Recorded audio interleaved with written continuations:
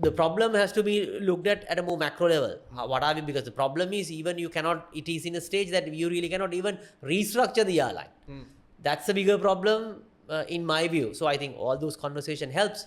And at the same time, as we said, it has an excellent safety record and it has an emotional connection to people. And people may not be open to think to that extent, how can we run like, without, how can a country be like without an airline? Of course, there are a lot of global studies that, there are enough countries without a national airline or a state-owned airline. But, those are all adds up to when it comes to reforms, because you cannot really avoid those sentiments also, because ultimately it adds up to the political narrative.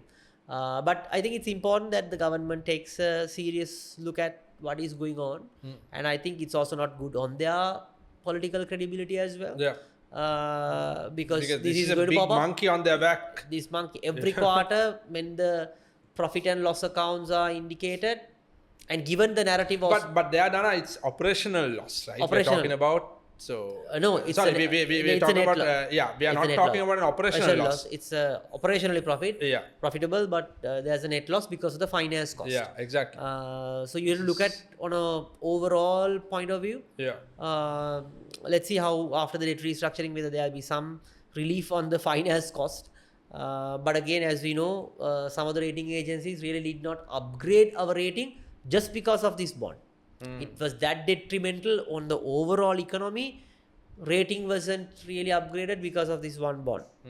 So I think there has been enough commentary being made. It's just some level of action is what is required. Every time the action that we have seen is there have been a new proposal being provided by the board of directors to the government. They think it's workable. They run for like 2-3 years.